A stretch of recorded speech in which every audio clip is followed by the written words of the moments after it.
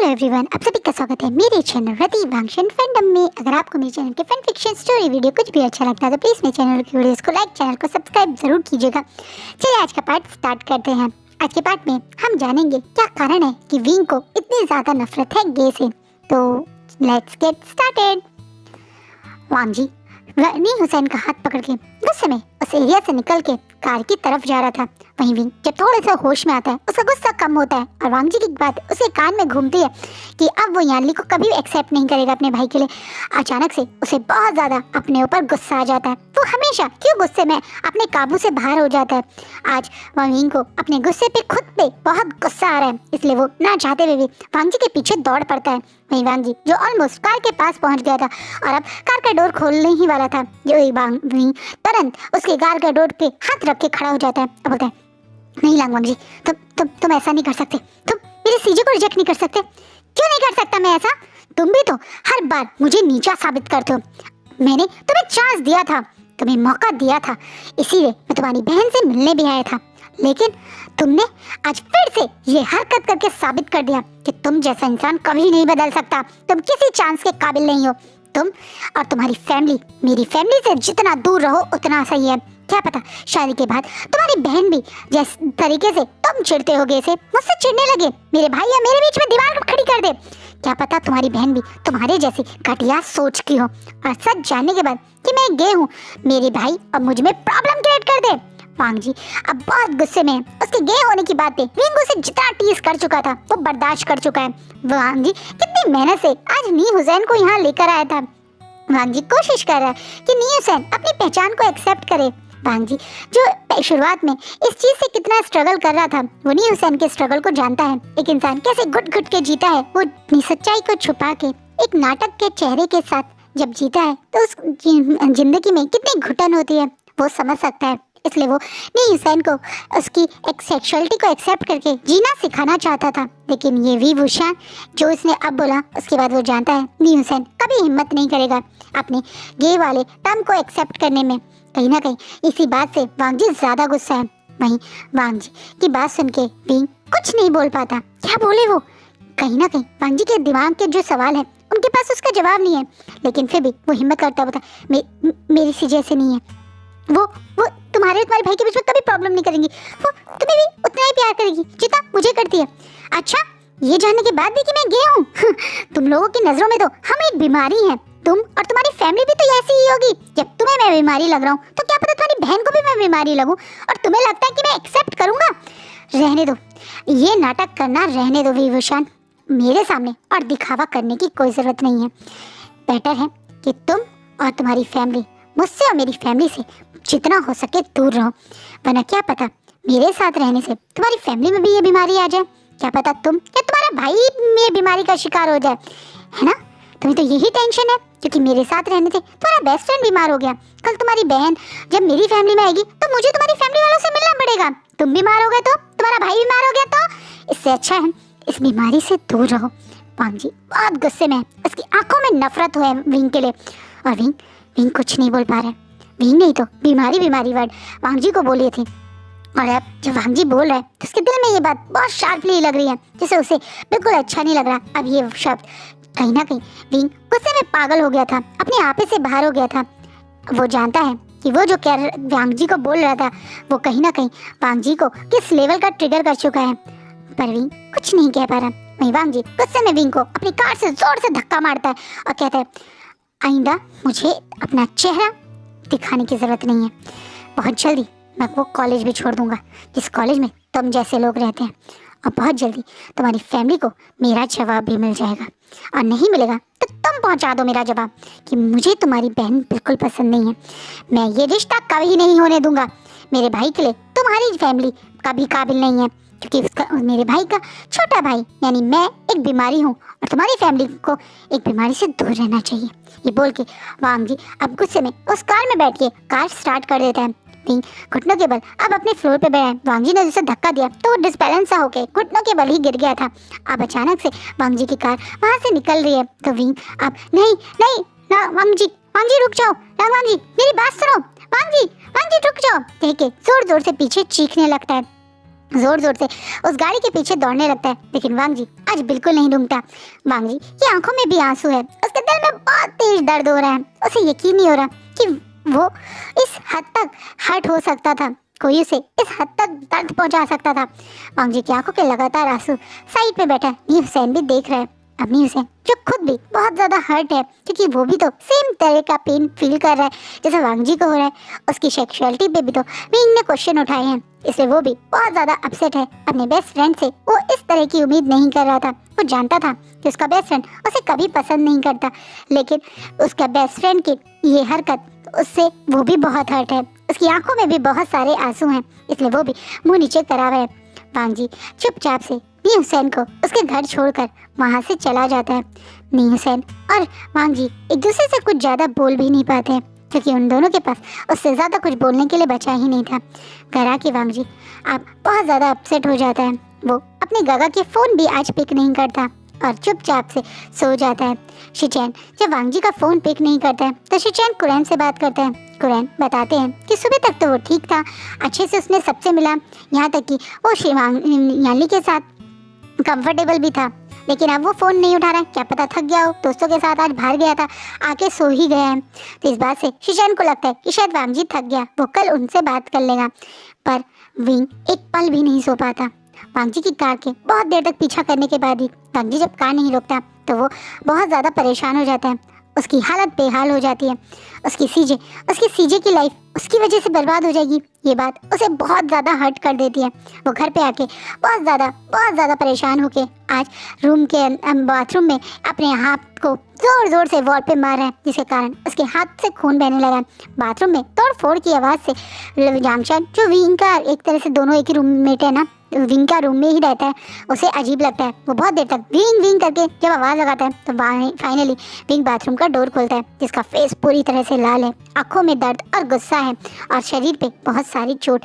Wing ने गुस्से में जो सामान बाथरूम में तोड़फोड़ मचाई है उसके कारण उसके हाथ पे भी चोट लग गई है। अब जांगशान विंग करके उसके हाथ को पकड़ता है और बोलता है, ये चोट कैसे लगी? तुम बाथरूम में कर क्या रहे थे? और ये इतनी चोट तुमने क्या किया विंग? और किस बात की वजह से तुम इतना अपसेट हो? विंग क्या हुआ है मेरे भाई? अब जांगशान जो पहले थोड़ा सा गुस्सा था, अवरी में विंग का फेस ऊपर करता है। उसके हाथों के घाव को देख के उसे देख के परेशान होते बोलता है, विंग क्या हुआ है? विंग तुम इस हालत में, क्या कुछ हुआ है क्या जो मुझे नहीं पता? मैंने आज तक तुम्हें इतना टूटा हुआ और परेशान नहीं देखा। क्या हुआ है मेरे भाई, बताओ मुझे। चैन मैंने सब बर्बाद कर दिया, मैंने सब बर्बाद कर दिया। मैंने सीजे की जिंदगी बर्बाद कर दी। मैंने फिर से अपनी फैमिली को बर्बाद कर दिया। तुम ये क्या बोल रहे हो विंग? तुम मुझे समझ कर नहीं आ रहा क्या बोलना चाहते हो, क्योंकि तुम या घर वाले अब कोई मेरी बात नहीं सुनेगा। मैंने अपनी सीजे की लाइफ बर्बाद कर दी। मेरी बहन जिसने मुझे ऐसा मदर प्यार किया, आज उस बहन की लाइफ मेरी वजह से बर्बाद हो गई।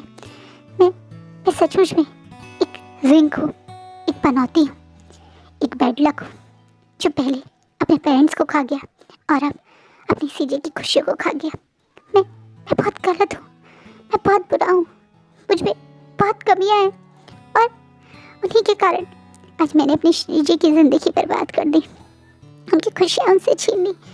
सीजे बहुत प्यार करती थी, प्यारी है सीजे, हमेशा मुझे बहुत प्यार करती थी, पर मैंने उनके प्यार के बदले क्या किया? वो पहला इंसान जिसके साथ शायद मेरी सीजे इंटरेस्टेड थी शादी के लिए, उस इंसान को उससे दूर कर दिया। मैंने मेरी सीजे की शादी बर्बाद कर दी, मेरे सब कुछ बर्बाद कर दिया। भी बहुत ज़्यादा इमोशनल होके रोते हुए भारी आवाज़ में ये बोलता है तो जांगशान भी अब कंट्रोल नहीं कर पाता। वो जो अब तक विंग के उस जख्म हाथ को फर्स्ट एड कर रहा था, अब अचानक से वो विंग के कंधा पकड़ता है और फेस ऊपर करते हुए बोलता है, तुम क्या बोल रहे हो विंग? क्या बर्बाद कर दिया तुमने? क्या हुआ है मेरे भाई? क्या गलती कर बैठे हो तुम जिसके कारण तुम इस तरीके से टूटे हो? विंग तुम कोई बैड लक नहीं हो, तुम हम लोगों के घर की हैप्पीनेस हो। तुम्हारे आने से तो हमारे घर में इतने शोर शराबा, इतनी खुशियाँ आ गई और तुम खुद को बैड लक कह रहे हो? बिल्कुल नहीं। अगर कुछ तुमसे गलत हुआ भी है तो वो मैं, सीजे, फादर, मदर सब समझेंगे। हम सब तुम्हें बहुत प्यार करते हैं मेरे भाई, अपने आप को इतना मत दुख दो। हाँ तुम सब मुझे बहुत प्यार करते हो, और तुम शायद मेरी गलतियों को हर बार माफ़ भी कर देते हो, पर इस बार जो मैंने किया है उसके बाद मैं खुद को माफ़ नहीं कर पाऊंगा। मैं ऐसे कैसे कर सकता था? मुझे क्यों अपने ऊपर कंट्रोल नहीं रहा था जैक्सन? मैं क्यों अपने आप से बाहर हो जाता हूँ? क्यों जब भी ये गे वाली बात आती है तो मैं पागल हो जाता हूँ? मैं क्या करूँ जैक्सन? मैं क्या करूँ? मैं नहीं भूल पाता, नहीं कर पाता अपने इमोशनल पे कंट्रोल। मुझसे हो जाता है। मुझसे मेरे अंदर की ये नफरत, ये आग, ये सब जला देती है। मेरी अच्छाई, मेरी सीजी की हैप्पीनेस सब बर्बाद कर दी मैंने ये जानबूझ के नहीं किया जैक्सन, पर मैं क्या करूं? मुझे मेरा अपने ऊपर कंट्रोल नहीं रहता। मैं क्या करूं जैक्सन? मुझे माफ कर दो जैक्सन, मुझे माफ कर दो। विंग बहुत ज़्यादा इमोशंस होके आप जंक्शन के सीने से लग के बहुत ज़ोर ज़ोर से रोने लगता है। जंक्शन जो विंग का पास जानता है, जंक्शन जो विंग के अंदर इस गे की वजह से उठी हुई नफरत को जानता है, अब वो जंक्शन विंग को काम करने लगता है। अब बोलता है कि तुमने फिर से वांग जी के साथ कुछ किया है। विंग पहले मुझे सब बताओ, तभी तुम्हारा भाई समझ पाएगा। विंग तुम्हारी बातें मुझे डरा रही है मेरे भाई। आज तुम्हें इतना टूटा हुआ मैंने देखकर मेरा दिल टूट रहा है मेरे भाई। प्लीज़ भाई बता ना क्या करके आया है तू? बता ना क्या हुआ है मेरे भाई? बता ना मुझे, मैं जानना चाहता हूँ। प्लीज़ भाई बता मुझे क्या हुआ है। अब जंक्शन विंग को हक से पूछने लगता है, जिसे विंग अब रोते रोते सब बताता है कि किस तरीके से वांग जी के यहाँ से निकलने से वो नर्वस हो गया था कि कहीं वांग जी मना ना कर दे, और इसी कारण वो वांग जी का पीछा करने लगा। जानी हुसैन और वांग जी उसे वहाँ मिला, उस सब कुछ जो उन दोनों के बीच में, जिसके कारण जंक्शन को विंग पे थोड़ा गुस्सा भी आया, लेकिन बाद में विंग की इस हालत को देख के अब उसे तरस आ रहा है। वो बहुत प्यार से आप विंग को गले से लगाए हुए सुलाते हुए बोलता है, तू सो जा मेरे भाई, तू चिंता मत कर, मैं कुछ करूँगा। मैं उस वांग जी से बात करूँगा, वो अभी हमारी सीजे को ऐसे रिजेक्ट नहीं कर सकता। और पहली बात, अभी तक फादर और मदर के पास कोई फ़ोन नहीं आया। हमारे पास एक चांस है, क्या पता वांग जी कल बात फ़ोन करे, और उसके फ़ोन करने से पहले मैं उससे मिलूँगा। तू चिंता मत कर, मैं सब ठीक कर दूँगा। तू फिक्र मत कर, तेरा भाई तेरे साथ है। माना तुझसे गलती हुई है, लेकिन तेरी गलती की सज़ा मैं भी सीजे को नहीं देने दूँगा।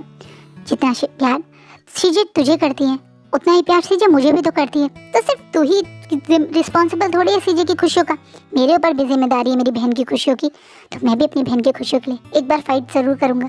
तेरी गलती बहुत बड़ी है, मैं इस बात को छुपाना नहीं चाहता, क्योंकि मैं तेरा भाई हूँ और तेरा गलती तुझे दिखाना चाहता हूँ, लेकिन तेरी गलती की सज़ा मैं सीजे को भी नहीं देने दूँगा।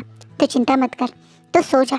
सीजे के लिए उनका दूसरा भाई अभी जिंदा है, मैं ज़रूर कुछ करूँगा, तू आराम से सो जा। अब तेरे साइड से तुझे जो करना था तूने कर लिया, अब मैं अपनी साइड से कुछ करूँगा।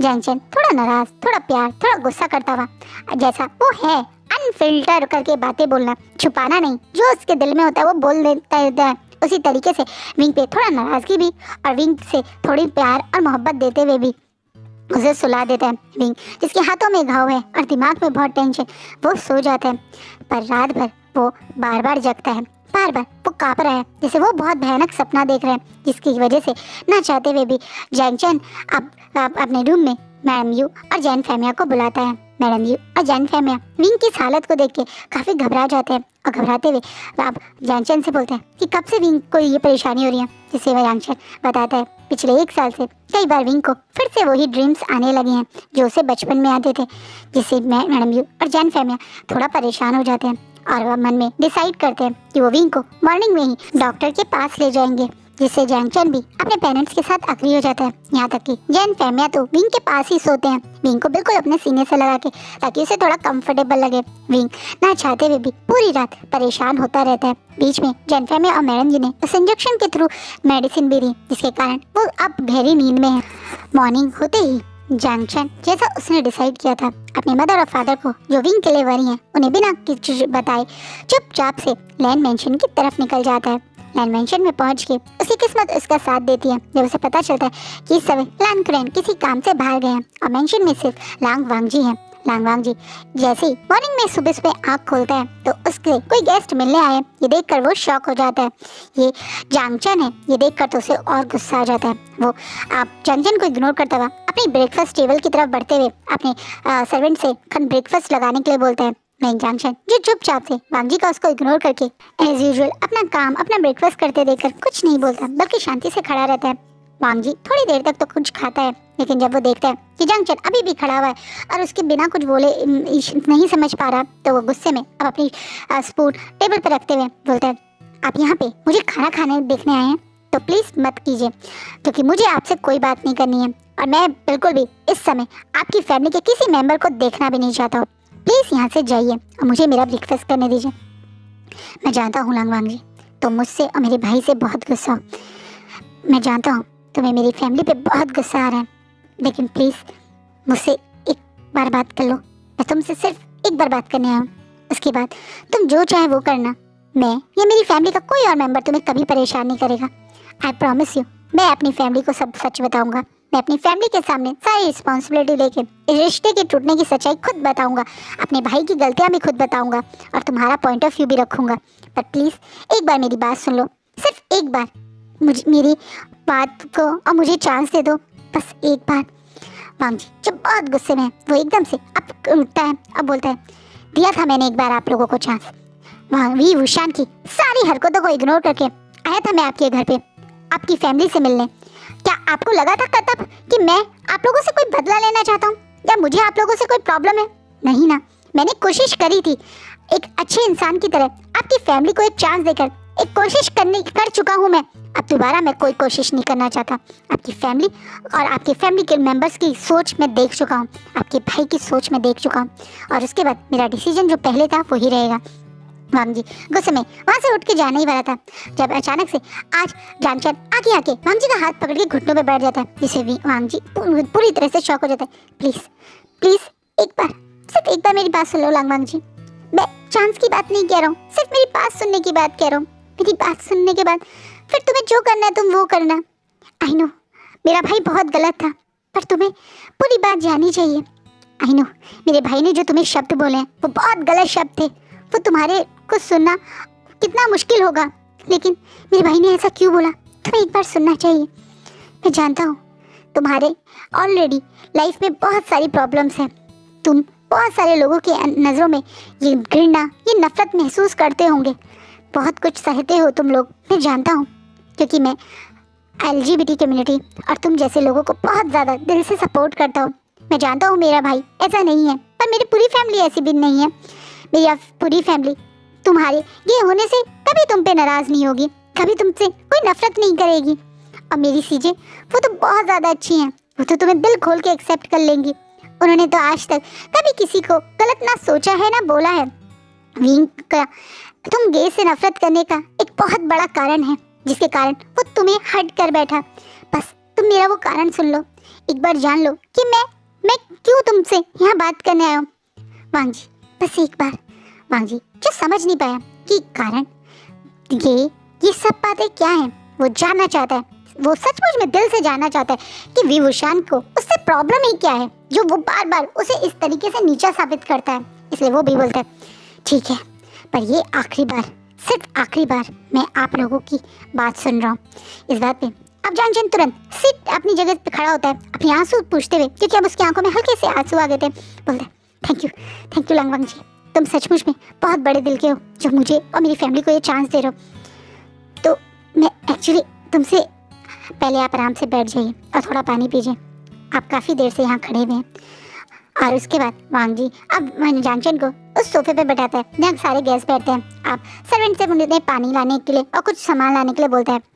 अब जानचंद पहले आराम से पानी पीता है, ग्लास रखते हुए बोलता है, तुम सोचते होंगे कि विंग तुमसे नफरत करता है, तुम सोचते होंगे विंग हमेशा तुम्हें क्यों नीचा साबित करना चाहता है, लेकिन तुम्हें सच नहीं पता।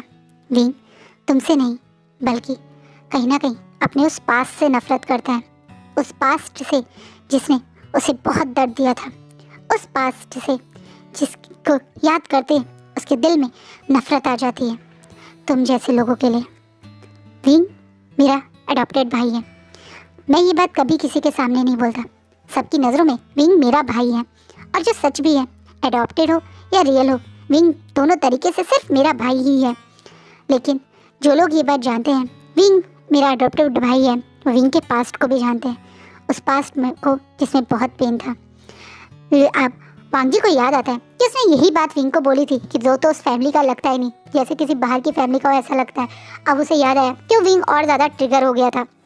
वांग जी, जिसे सचमुच में नहीं पता था विंग यांग का एडॉप्टेड सन है, क्योंकि यांग फैमिया ने भी दोनों बार उसे अपना बच्चा करके ही बोला, एक बार भी ये नहीं कहा कि वो अडॉप्टेड है।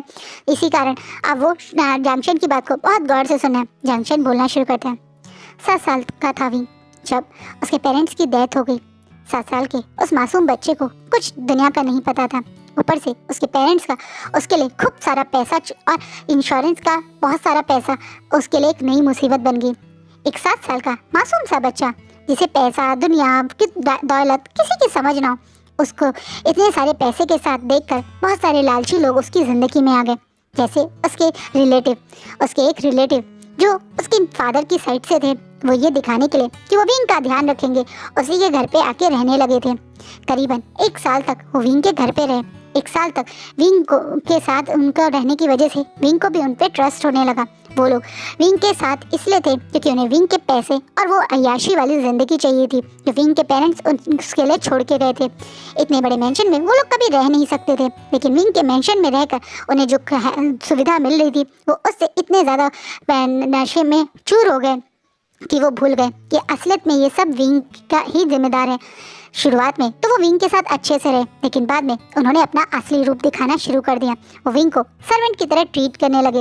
उसी के पैसे को उसे ना देकर उसे स्कूल जाने से रोकने लगे। उसे घर पे सारा दिन काम करवाते थे, रात में उसे खाने को भी कुछ नहीं देते थे।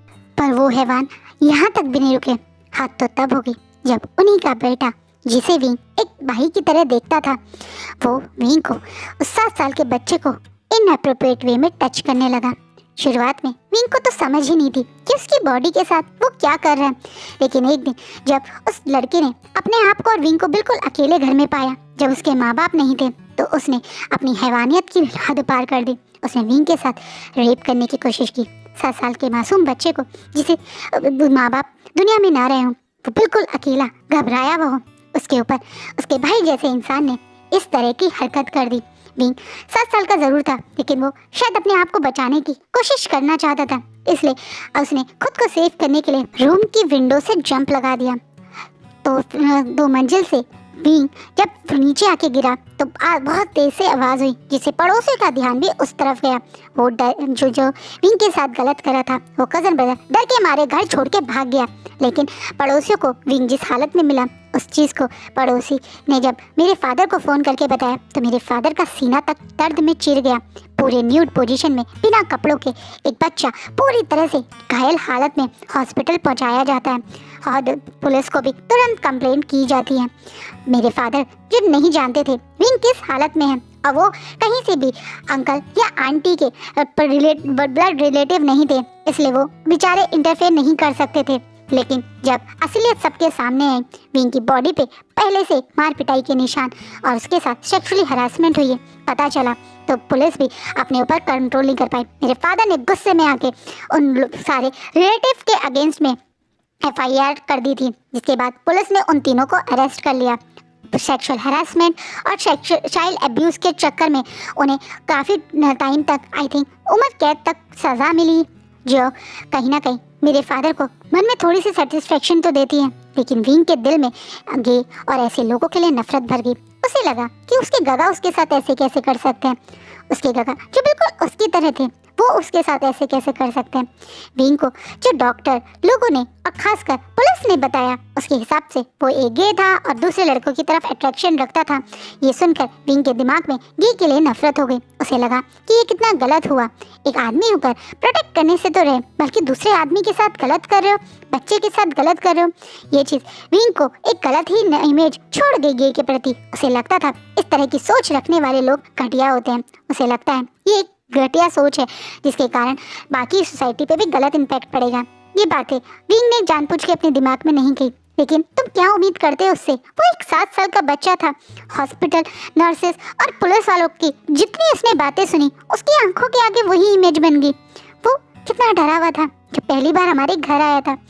विंग को 6 महीने लगे थे हॉस्पिटल से हमारे घर तक पहुंचने में। इस 6 महीने का प्रोसेस बहुत बड़ा था। मेरे फादर ने बहुत ज़्यादा फाइट करी विंग की कस्टडी खुद लेने के लिए। विंग को एडॉप्शन पेपर को लास्ट तक मेरे फादर के पास पहुंचने में भी बहुत दिक्कत हुई, क्योंकि विंग के पास बहुत सारा पैसा था और कोई कैसे किसी और को ये जानते हुए देख सकता था।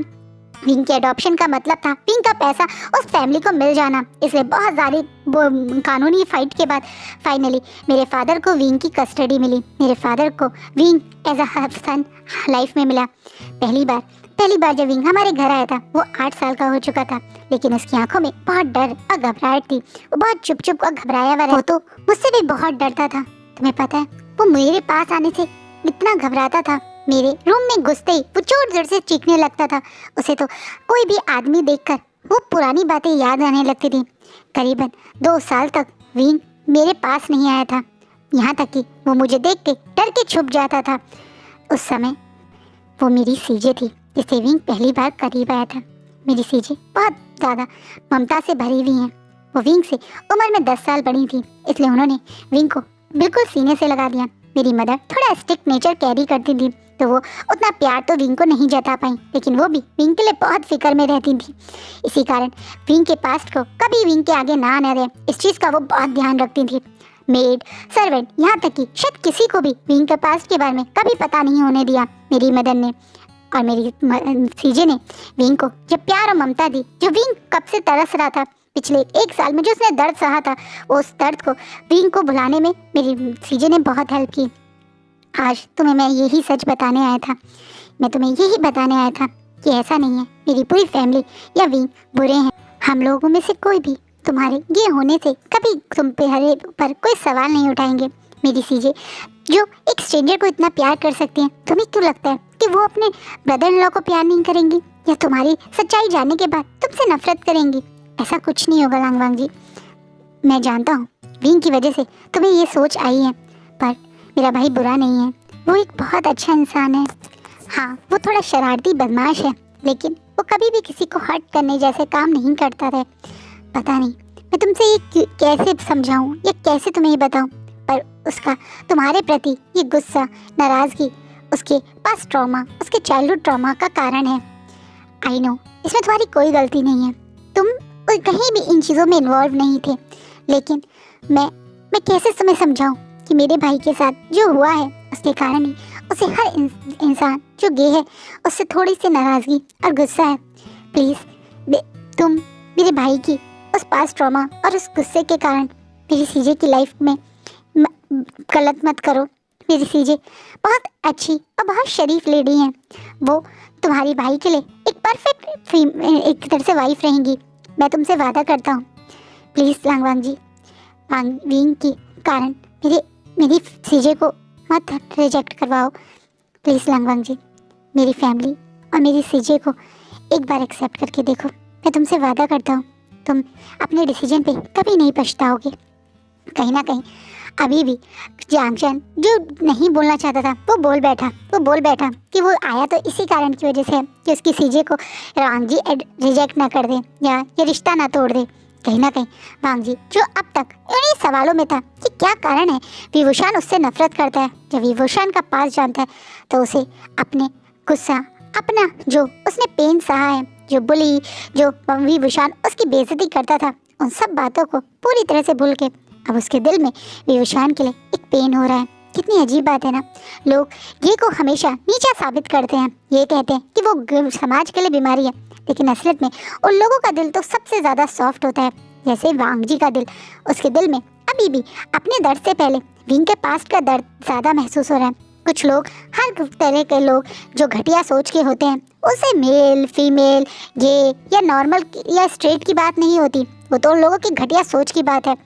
और यही कारण है कि हम एक इंसान के कारण बाकी सबको जज नहीं कर सकते। ऐसा थोड़ी है कि दुनिया की सारी औरतें शरीफ होती हैं, कुछ औरतें घटिया भी तो होती हैं, और उनके कारण हम बाकी औरतों को तो गलत नहीं कह सकते। सिर्फ कुछ आदमी ही तो होते हैं जो घर से बाहर निकल के लड़कियों को गंदी नज़रों से देखते हैं, लेकिन हर आदमी तो ऐसा नहीं होता। बहुत सारे आदमी या लड़के घर से बाहर निकल के दूसरी लड़कियों को कोई बिना गंदी नज़रों के देखते हैं, बल्कि उन्हें एज अ सिस्टर रिस्पेक्ट भी करते हैं। तो एक जैसे तराजू में सारी कास्ट या सारे एक जैसे लोगों को डालना गलत होता है। वांग जी ये बात जानता है, लेकिन विंग का पास ट्रॉमा ये कारण है कि उसे हर चीज़ से मतलब सारे गे एक जैसे ही लग रहे हैं। और वांग जी उन बातों को जानने के बाद अब अपना डिसीजन बदल देता है। वो जानता है कि जो भी उसने कहा वो एक सेकेंडरी है, लेकिन सबसे पहले उसकी लाइफ में भी इम्पोर्टेंट उसके गगा की हैप्पीनेस है। उसके गगा सचमुच में शायद यानली के लिए कुछ फील ही करते हैं, इसलिए उसके गगा नॉन स्टॉप रात में उसे कॉल्स और मैसेज कर रहे थे। वो जानने के बहुत इच्छुक थे कि उसे यानली कैसी लगी। कहीं ना कहीं इस तरह से उसके गगा ने कभी इम्पेशेंट होके उसे इतने कॉल या मैसेज नहीं करे हैं। कहीं ना कहीं उसके गगा जैसे यानली के लिए हाँ ही हो वो एक्सपेक्ट कर रहे थे, जो वांग जी को महसूस करवा दिए थी सुबह उठते ही अपना फ़ोन देखकर। और अब जब से पता चलता है कि यानली कितनी अच्छी लेडी है, यानली के अंदर कितना प्यार और ममता है, यानली एक ट्रॉमा वाले बच्चे को नॉर्मल वाली स्टेज में लाने का इतना अच्छा काम कर चुकी है, तो यानली तो कहीं से गलत नहीं है। और सचमुच में यानली को पनिश करना गलत है।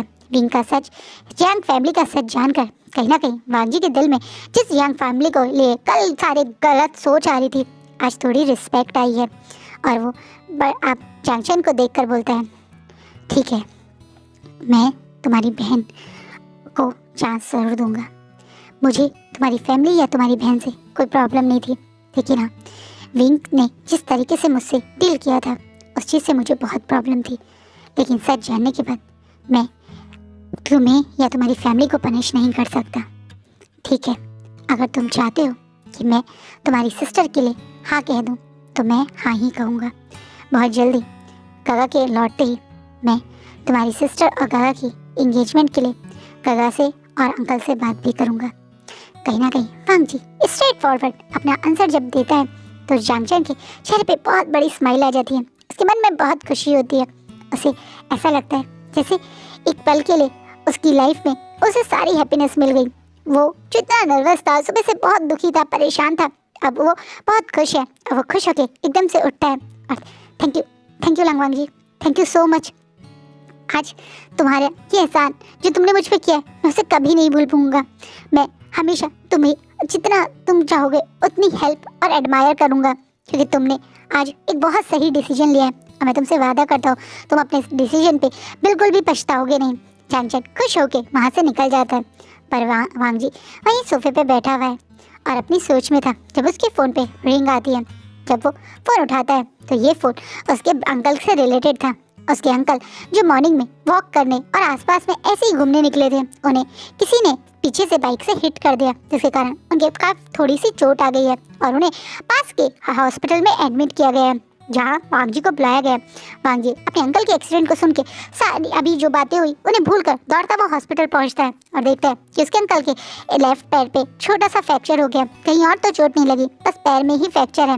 लकीली बाइक बहुत तेज स्पीड की नहीं थी, हल्की स्पीड से थी। वो तो एक दूसरे बच्चे मतलब सामने उसके एकदम से एक छोटा सा बच्चा आ गया, जिसे सेव करने के लिए उसने कट लिया और गलती से फुटपाथ पे चढ़ा दिया, जिसके कारण कुरैन को चोट लग गई। वो बाइक वाला ही कुरैन को यहाँ लेके आया था और अभी भी कुरैन से बार बार सॉरी मांग रहा है, जिससे कुरैन समझाते हैं कि वो तो बेचारा बच्चों को ही सेव कर रहा था, वो तो बच्चे के पेरेंट्स बेवकूफ़ थे कि अपना बच्चा रोड पे छोड़ दिया, उन्हें ध्यान रखना चाहिए था।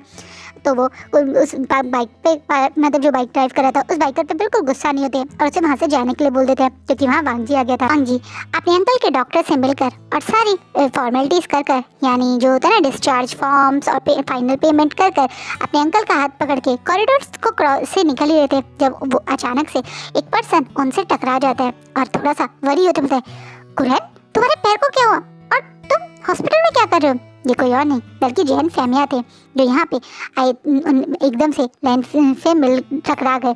आप कुरैन पहले आप बताते हैं कि उन्हें कैसे चोट लगी और थोड़े क्वेश्चन मेरी नज़र से बोलते हैं, पर तुम हॉस्पिटल में क्या कर रहे हो? एक्चुअली वो विंग को लेकर आए थे। आप जैन फैमिया सोचते हैं जब इस फैमिली से जुड़ना ही है तो इनसे सच क्यों छुपाना, और इसलिए बिना डरे बोलते हैं विंग को थोड़ा सा प्रॉब्लम है, उसे कोई एक चाइल्डहुड ट्रॉमा की वजह से कभी कभी बहुत ज़्यादा परेशानी हो जाती है और पिछले कुछ दिनों से उसे बहुत ज़्यादा नाइट मेयर्स आ रहे थे। वो रात भर बहुत परेशान रहा था, इसलिए मॉर्निंग में मैं और यू उसे डॉक्टर को दिखाने आए थे। ओह अच्छा, तो अब कैसा है वो? अभी यू उसी के साथ अंदर सेशन में है, वो डॉक्टर उसके साथ अभी डील कर रहे हैं। वो तो मैं बाहर कुछ फ़ोन पिक करने आया था, पर अचानक से तुमसे टकरा गया। अब फहमिया कुरैन की तरफ देख के बोलते हैं। वहीं वांग जी जो पीछे खड़ा था वो सब कुछ सुन रहा था। विंग को नाइटमेयर्स आना, चाइल्डहुड ट्रॉमा, या वो सारी बातें सुन के अब उसे विंग के लिए वरी होता है और वो सबको इग्नोर करता होता है। कहाँ है विंग? वो अभी अंदर ही है, शायद थोड़ी देर में उसका सेशन ख़त्म हो जाएगा, तब हम उसे बाहर ले जाएंगे। क्या मैं विंग से मिल सकता हूँ? तुम विंग से मिलना चाहते हो? हाँ, मुझे विंग से कुछ बात करनी है।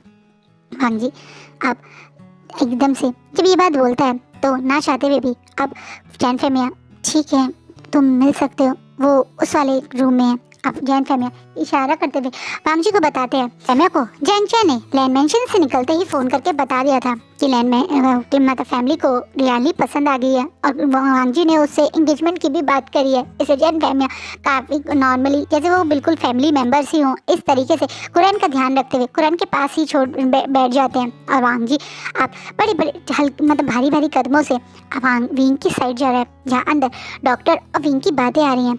विंग अभी भी एक होता है हिप्नोटाइज स्टेज में अपने सोफे पे लेटे हुआ है और मैडम यू और डॉक्टर आपस में बात कर रहे हैं। मैडम यू परेशान होते हुए कहती है, क्या हुआ है डॉक्टर?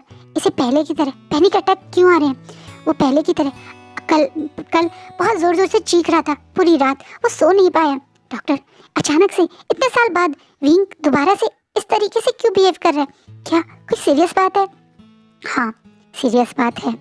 डॉक्टर थोड़ा सीरियस होके मैडम यू को बोलता है और आज का पार्ट यहीं रुकता है। सो आपको क्या लगता है अब आगे क्या होगा? फाइनली हम जान चुके कि क्या कारण था विंग इतना ज़्यादा वांग जी को बुली करता था, जो कभी स्कूल में बुली नहीं था, वो अचानक से कॉलेज में आते ही बुली क्यों बन गया। कहीं ना कहीं उस वो वांग जी की अंदर उस इंसान को देखा करता था जिस इंसान ने उसके साथ गलत किया, और इसलिए वो सारा गुस्सा उस इंसान की नफरत वांग जी पे इनडायरेक्टली निकालता था, जो कि गलत था। वांग जी ने तो ये नहीं किया। अगर वांग जी एक गे है तो इसमें उस इंसान का गे और वांग जी का गे होना कोई सिमिलैरिटी के अलावा और कुछ नहीं था, फिर भी विंग ऐसा करता था। सो मेरी स्टोरी आपको समझ में आ गया होगा, बाकी बुली स्टोरी से बहुत अलग थी। तो आगे देखते हैं क्या होगा, कमेंट में मुझे ज़रूर बताना और अपने फैमिली का खूब ध्यान रखना और मेरे चैनल को खूब सारा प्यार देना। Bye, take care.